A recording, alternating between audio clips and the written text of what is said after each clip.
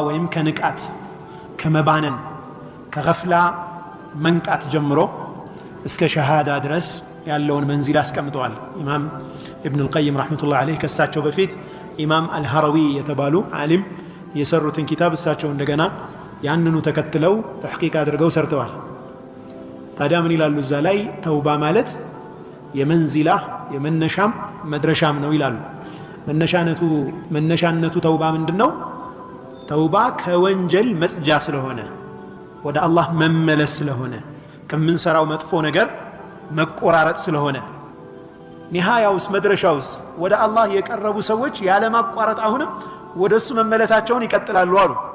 እንዴት? አላህ ስብሓነሁ ወተዓላን የሚገባውን ያክል መገዛት የሚችል ሰው ስለሌለ አሉ። ተግባባናል? እዚህ ሰላት ሰግደን ስንጨርስ ምን እንላለን? ወንጀል ሰርተናል እንደ አስተግፊሩላህ ምንል ከሰላት በኋላ ሰላት ሰግደን ስናበቃ 3 ጊዜ ምን እንላለን? አስተግፊሩላህ አስተግፊሩላህ አስተግፊሩላህ። ተውባ እናደርጋለን፣ ወደ አላህ እንመለሳለን። ወንጀል ሰርተን አይደለም፣ ግን ሰላቴ አንተን የሚገባህን አይነት አይደለችምና አጓድያለሁ ብዙ ነገርና ማረኝ ማለት ነው። አላህ ስብሓነሁ ወተዓላ ስለ ውድ ባሮቹ ሲናገር ለይል ሰላት ሲሰግዱ ያድራሉ፣ ወቢልአስሓሪ ሁም የስተግፊሩን ይላል። ስሑር ሲመጣ ንጋቱ ሲደርስ እነኚህ የአላህ ባሮች ልዩ ባህሪያቸው ምንድነው? እስትግፋር ያደርጋሉ፣ ወደ አላህ ይመለሳሉ።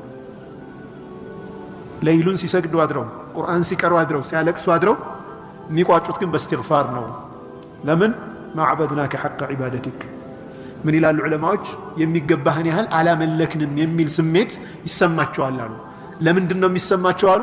ወደ አላህ በቀረቡ ቁጥር የአላህ ዐዘማ ታላቅነት ልባቸው ላይ በደንብ እየታያቸው ይመጣል። የአላህን ታላቅነት ልባቸው ትረዳለች አሉ። የዛኔ ትንሽ ወንጀላቸው ከታላቁ ጌታ ፊት ትልቅ ይሆንባቸዋል አሉ። ከስተትም ይጸዳል። ትንሽ ያጠፋቸው እኛ ወደ አላህ ያልቀረብን ሰዎች አላህ ሱብሓነሁ ወተዓላ ወደ እሱ የምንቀርብ አላህ ያድርገን። ምንም የማይመስሉን ከባባድ ወንጀሎች አሉ፣ የአላህ ዐዘማ ልባችን ውስጥ ስለሌለ ማለት ነው። የአላህ ትልቅነት ልብ ውስጥ ሲገባ ትንሽ ወንጀል ምን ይሆናል? ግዙፍ ሆኖ ይታየዋል ሰውየው። የወንጀሉን ማነስ ሳይሆን የወነጀለውን ማንነት ሲረዳ ትንሿ ወንጀል ትልቅ ትሆንበታለች።